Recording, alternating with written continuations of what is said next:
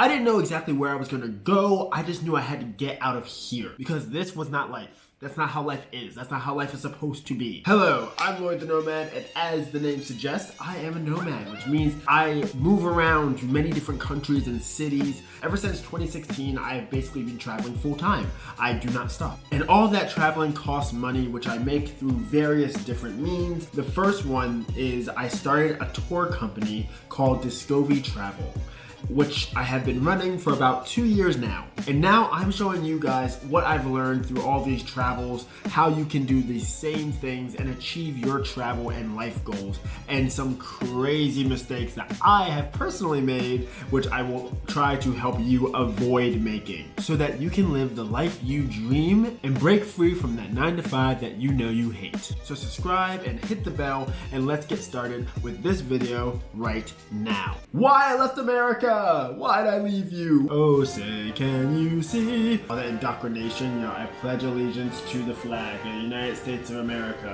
Yeah, that's not me. I'm not that anymore. Why did I leave America? Briefly though, because I know y'all want to get to the part where I explain how you can leave America. That part of the video is for you specifically. But this part of the video is just to give you a little bit of background for reasons why I left, and maybe you agree with them, and maybe we could talk about them in the comments below. So many reasons I left the country. But let's start with the top 3. Let's do them step by step. Gun violence, blah, blah, blah, blah, blah, all that stuff. In the USA, guns are so normalized, right? So normal. You literally turn on the news in America and you hear about people getting shot 3 blocks down from you or in another part of the city. But the point is, it happens all the time. So much so that it's not even shocking. We don't even talk about it like it's a thing. We just go about our day and we don't even blink an eye. And that's weird, actually. That's not a normal thing that happens in every other country. Seriously, I'm not joking. That's not a thing. It really isn't a thing. No one believes me when I say that. It's not normal for people to just get randomly shot. My friend, a week ago, got held at gunpoint. That happened, and that was in his own damn neighborhood. My father has, I have, my other friends have, and just to clear some stuff up now. My friends are white, black, Latino, Asian, Indian, everything. They're literally everything. They're all colors of the freaking rainbow. They live in many different places. So don't be like, oh, that's a bad neighborhood. That's why he got, that's why he almost got shot. Fool, it's in America. Nobody anywhere should be getting shot or even at the risk of getting shot just by walking around their own damn neighborhood. That shouldn't be a thing. This one woman, I remember this one woman, she in Philly, and she was like doing her kid's hair. She was doing her daughter's hair on the stoop, like on the stoop. And she basically, she looked over and then heard a bang, went down, and her daughter's like 10-year-old hair was filled with blood and brain matter because of the gunshot that went through her head. It was an accidental gunshot. It wasn't even meant for her. And that's something that I just told you that wasn't headline news. But I'm saying it wasn't a huge thing. I have a friend who, like, their son was 7 years old, was on New Year's Eve, and you know how we shoot guns in the sky on New Year's? If you didn't know America, now you do. That's what people do in America. They shoot guns in the sky on New Year's Eve. The mom walked into the room, opened the door, and there was a bullet that had shot through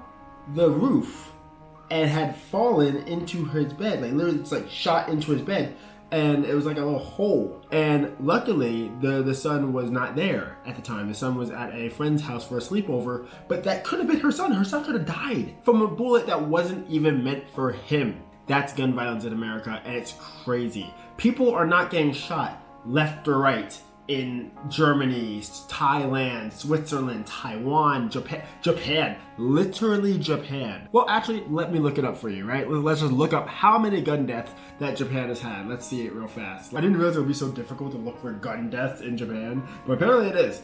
Okay, let me just say this one. There are only 950 murders in general in Japan. All murder, any type of murder, which sounds like a lot. So in 2019, we actually went down a little bit. It's not that bad. I mean, it's terrible, but it's not that bad. We had 39,484 deaths. That's just deaths. And that was just by guns in America. That's what happened. The year before that, 2018, 55,221 deaths. buy guns in America.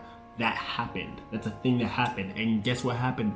No gun reform, nothing. I'm not saying politically, I'm not even here for that. I'm just saying the fact that it happens all the time and we don't do anything about it. Meanwhile, let's go back. Japan, 10. Japan, in all this, had 10 gun deaths the entire year. Think about that. Japan, the entire country of Japan, had only 10. First thing is safety, gun deaths.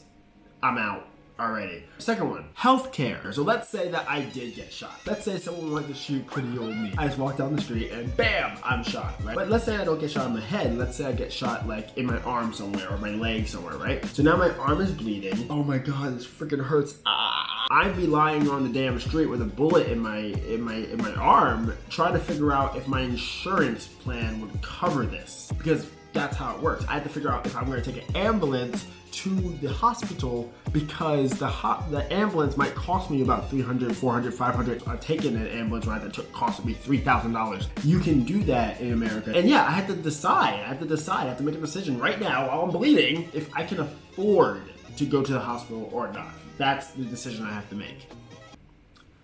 That's insane. And that does not happen in a lot of other countries because healthcare is mostly free. It's free. It's free in most countries. Free? Like completely free? Like you don't pay anything?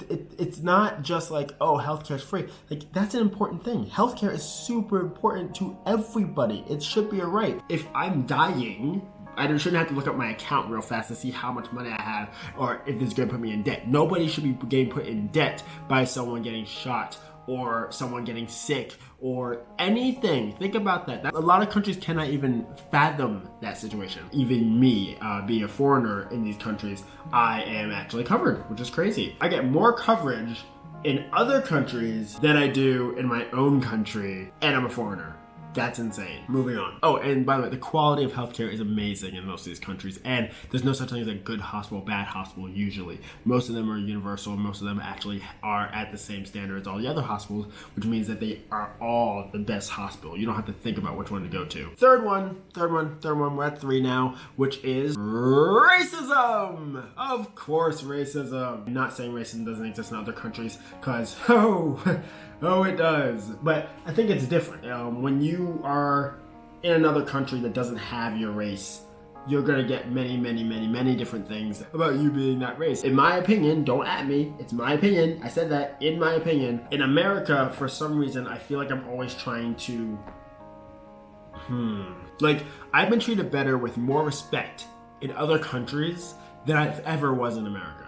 And even though that is the country of my birth, that's where I was born. I was born in the USA. My parents were born in the USA. My grandparents were born in the USA. My great-great-great-great-grandparents were born in the USA. I did 400 years right there. That's 400 years. We were born and raised in the USA. We built this whole country. Forget the country. Like, they built their entire lives in this country. But for some reason, I've always felt like a stranger in my own home, in my own country. Like, I'm always fighting for the right to exist or matter.